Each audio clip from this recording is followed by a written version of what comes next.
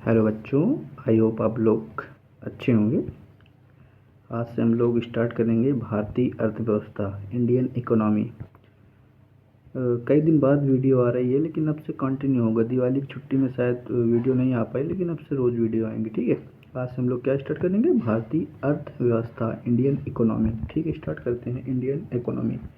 Indian economy ने अर्थशास्त्र एवं इसको अर्थशास्त्र कहते हैं, इसको अर्थव्यवस्था भी कहते हैं। इकोनॉमिक्स या इकोनॉमी सेम चीज़ है। ठीक है, यह मानव की आर्थिक गतिविधियों का अध्ययन करता है, जिसमें उसके आर्थिक लाभ, आर्थिक हानि शामिल होते हैं। कहने का मतलब ये है कि जो भी मानव कुछ कार्य करते हैं या उनका अध्ययन करते हैं, उसमें जो भी लाभ या हानि होते हैं, दैट्स कॉल्ड इकोनॉमी। ठीक है, अर्थशास्त्र के जनक कौन है? Adam Smith. कौन है? अर्थशास्त्र के जनक हैं एडम स्मिथ। कौन है? एडम स्मिथ, जिन्होंने क्या किया? 1776 में प्रकाशित अपनी पुस्तक वेल्थ ऑफ नेशन में अर्थशास्त्र को धन का विज्ञान कहा। ठीक है, क्या कहा है? धन का विज्ञान कहा है। आई होप इतना क्लियर होगा आपका। मतलब जो अर्थशास्त्र के जनक है वो कौन है? Adam Smith. 1776 में क्या किया था? अपनी पुस्तक वेल्थ ऑफ नेशन में अर्थशास्त्र क्या कहा था? धन का विज्ञान कहा था। आई होप इतना आप लोगों को क्लियर होगा। उसके बाद कहते हैं जब किसी देश को उसकी समस्त आर्थिक क्रियाओं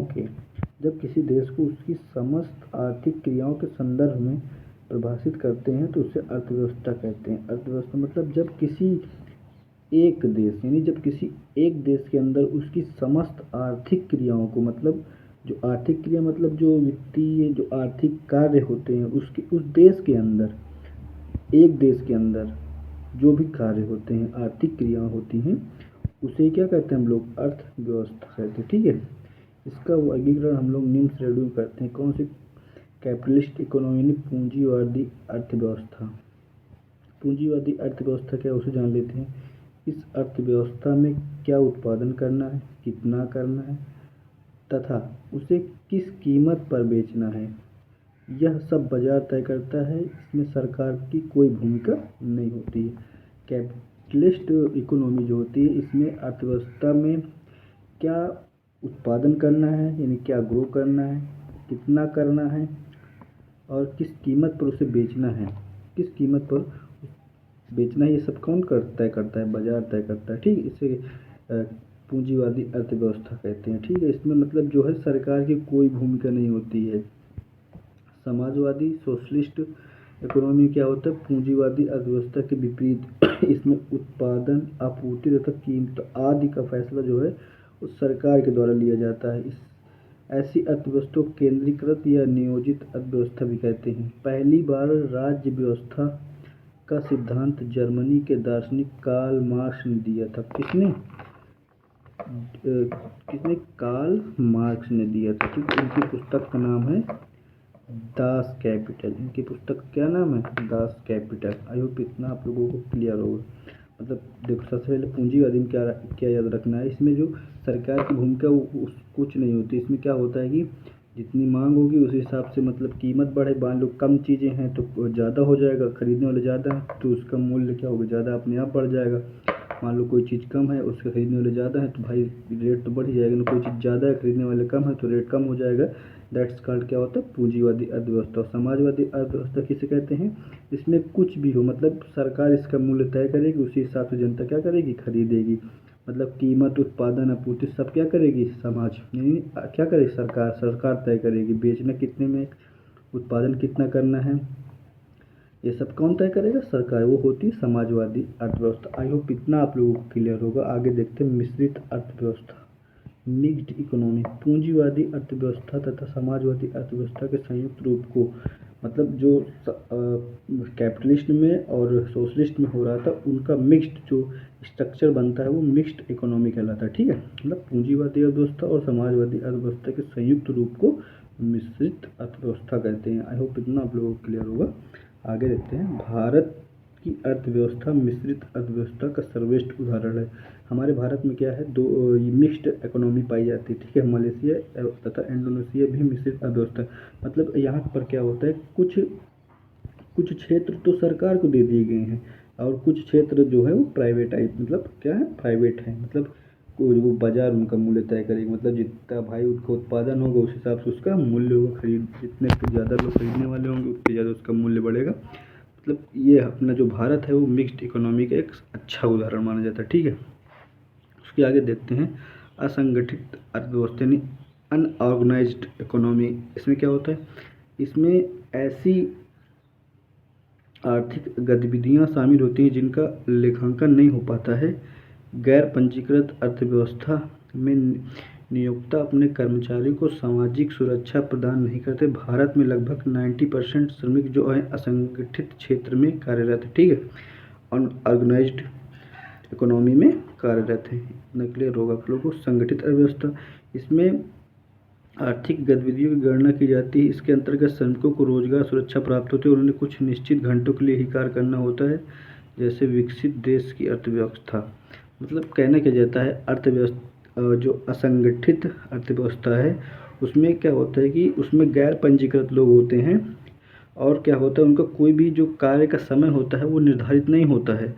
इसमें लगभग कितने 90% श्रमिक जो हैं असंगठित क्षेत्र में आ जाते हैं। संगठित में क्या होता है, इनका जो होता है, इनको एक श्रमिकों को रोजगार सुरक्षा प्राप्त होती है। मतलब कि क्या होता है कि उनका एक फिक्स्ड वर्कलोड होता है, मतलब इतने घंटा आपको कार्य करना है, उसके बाद आपको अपने घर चले जाना है, ठीक है। इससे क्या होते हैं, संगठित। उसके बाद आते हैं बंद अर्थव्यवस्था में, क्या, हाँ, बंद अर्थव्यवस्था, क्लोज्ड इकोनॉमी, ऐसी अर्थव्यवस्था जिसमें अन्य देशों के साथ आयात निर्यात नहीं पाया जाता। जैसे भारत में वर्ष 1991 से पहले बंद अर्थव्यवस्था थी। मतलब क्या होता है बंद अर्थव्यवस्था, यानी क्लोज्ड इकोनॉमिक, मतलब क्या होता है कि जिसमें हम लोग दूसरे देशों के साथ क्या करते, बिजनेस नहीं कर सकते, वहाँ से आयात निर्यात नहीं कर सकते, मतलब कुछ भी ना बेच सकते हैं ना वहाँ से ला सकते। दैट्स कॉल्ड क्या होता है, क्लोज्ड इकोनॉमी। खुली अर्थव्यवस्था, ओपन, उसी का अपोजिट ऐसी अर्थव्यवस्था जहाँ अन्य देशों के साथ आयात निर्यात हो सकता है। मतलब क्या, वहाँ से हम लोग कुछ भी खरीद सकते हैं, वहाँ हम लोग कुछ भी बेच सकते हैं। That's called open economy. अल्प विकसित अर्थव्यवस्था, अनडेवलप्ड इकोनॉमी, ऐसी अर्थव्यवस्था जिसमें नागरिकों की आवश्यकता से कम संसाधन पाए जाते हैं। मतलब अल्प विकसित अर्थव्यवस्था मतलब ऐसी अर्थव्यवस्था जिसमें नागरिकों की आवश्यकता से कम संसाधन पाए जाते हैं। मतलब अल्प विकसित का मतलब होता है जहाँ जैसे ज़रूरत ज़्यादा हो भाई और विकसित कम हो, उसे क्या कहते हैं, अल्प विकसित अर्थव्यवस्था। विकसित अर्थव्यवस्था ऐसी अर्थव्यवस्था जिसमें नागरिकों की आवश्यकता से अधिक संसाधन हो। G7 के मतलब सदस्य देश जो हैं वो वहाँ की क्या है, अर्थव्यवस्था क्या है, डेवलप्ड है। आई होप इतना आप लोगों को क्लियर हो। हम लोग आगे चलते हैं। विकसित अर्थव्यवस्था, ऐसे देश जहां आर्थिक समृद्धि के उच्च स्तर को प्राप्त करने का प्रयास किया जाता है, जैसे भारत, ब्राज़ील, मलेशिया आदि, ठीक है। कहाँ आर्थिक समृद्धि के उच्च स्तर को प्राप्त करने का प्रयास किया जाता है, मतलब जो भी उच्च हाई स्टैंडर्ड उसको हम लोग पाने की कोशिश करते हैं। दैट्स कॉल्ड डेवलपिंग इकोनॉमी, ठीक है। सार्वजनिक अर्थव्यवस्था, पब्लिक इकोनॉमी किसे कहते हैं, ऐसी आर्थिक गतिविधियाँ जो सरकार द्वारा संचालित होती हैं उसे सार्वजनिक अर्थव्यवस्था कहा जाता है। जैसे सार्वजनिक क्षेत्र के उपक्रम PSU के माध्यम से, मतलब कहना क्या चाहता है, निजी सार्वजनिक अर्थव्यवस्था में कहते हैं जो भी यहाँ की आर्थिक गतिविधियाँ होंगी उनको कौन तय करेगा, संचालित करेगा, सरकार तय करेगी, ठीक है। इतना क्लियर होगा। निजी वाले में क्या ऐसी सरकार के अलावा अन्य संस्थानों या नागरिकों द्वारा संचालित किया, मतलब प्राइवेट लोगों या प्राइवेट संस्थानों के द्वारा क्या किया जाएगा, तय किया जाएगा। भारतीय अर्थव्यवस्था के प्रमुख लक्षण कैसे, ऐसी अर्थव्यवस्था जहां आर्थिक समृद्धि के उच्च स्तर को प्राप्त करने का प्रयास किया जाता है विकासशील अर्थव्यवस्था कहलाती है। मतलब कि विकासशील मतलब जो विकासशील से विकसित की ओर अग्रसर, उसे क्या कहते हैं, विकासशील अर्थव्यवस्था कहते हैं। भारतीय अर्थव्यवस्था एक विकासशील अर्थव्यवस्था, मतलब इस हम लोग विकास दिन पर दिन क्या करते हैं, बढ़ती जा रही है हम लोग, तो इस हम लोग विकसित की ओर बढ़ रहे हैं। विकसित देशों के सापेक्ष भारतीय अर्थव्यवस्था पिछड़ी हुई है, मतलब जो विकसित हो गए हैं उनसे अभी हम लोग क्या हैं, पीछे हैं। कृषि पर आधारित अर्थव्यवस्था। 2011 की जनगणना के अनुसार देश की कुल आबादी 54.6% कृषि पर, मतलब जो 2011 की जनगणना हुई थी, देश की कुल आबादी का इतना मतलब 54.6% कृषि पर और इसमें संबंधित गतिविधियों में लगा हुआ, मतलब इससे संबंधित गतिविधियों में लगा हुआ है। देश की लगभग 70% जनसंख्या अपनी आजीविका के लिए मुख्यतः कृषि पर निर्भर है। 70%, ये डाटा हम लोग याद रखेंगे। 70% लोग किस में, मुख्यतः कृषि पर निर्भर हैं। ठीक है, कई उद्योगों को कच्चे माल के लिए कृषि क्षेत्र पर निर्भर रहना पड़ता है। कृषि क्षेत्र विदेशी मुद्रा अर्जन करने में भी अहम योगदान है। आई होप इतना आप लोगों को क्लियर होगा, आप लोग अच्छे समझते चलिए। भारतीय अर्थव्यवस्था मिश्रित अर्थव्यवस्था है। मिश्रित अर्थव्यवस्था में निजी एवं सार्वजनिक क्षेत्र या बाजार तथा राज्य की भूमिका घनिष्ठ रूप से संबंध, मतलब ये तो हम लोग पढ़ चुके हैं पीछे। शुरुआती योजनाओं में सार्वजनिक क्षेत्र की मुख्य भूमिका थी, किंतु वर्ष 1991 से उदारीकरण के प्रभाव से निजी क्षेत्र के योगदान में वृद्धि हुई है। मतलब अब क्या हुआ है, निजी वाला ज़्यादा बढ़ रहा है।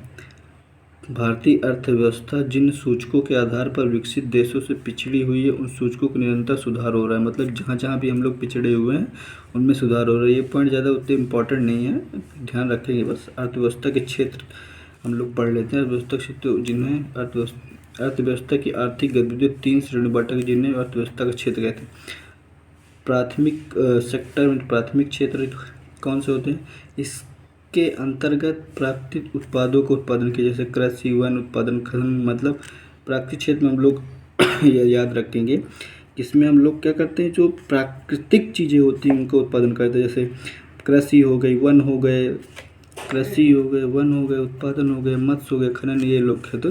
प्राथमिक क्षेत्र सर्वाधिक रोजगार 50% का प्रदान करने वाले भारतीय अर्थव्यवस्था की रीढ़ कहलाता है।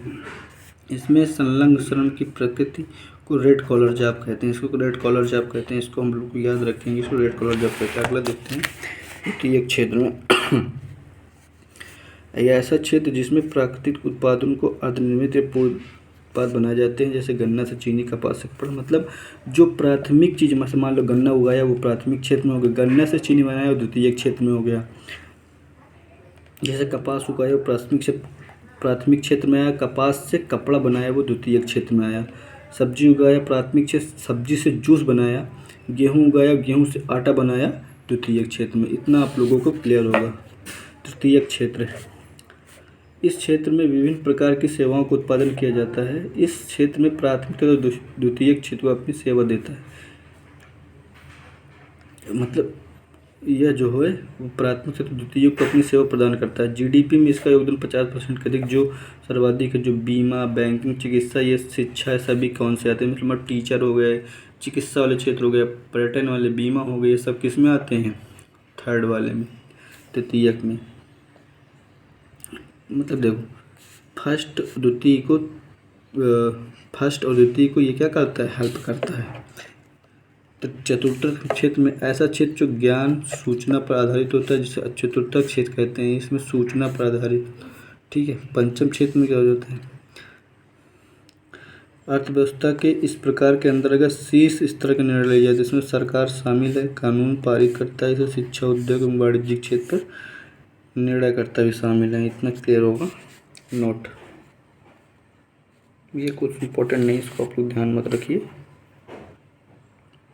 बस इतना ही रखिए। आगे हम लोग कल देखेंगे, ठीक है। आई होप आप लोगों को वीडियो अच्छी लगी होगी, ठीक है। Thank you so much.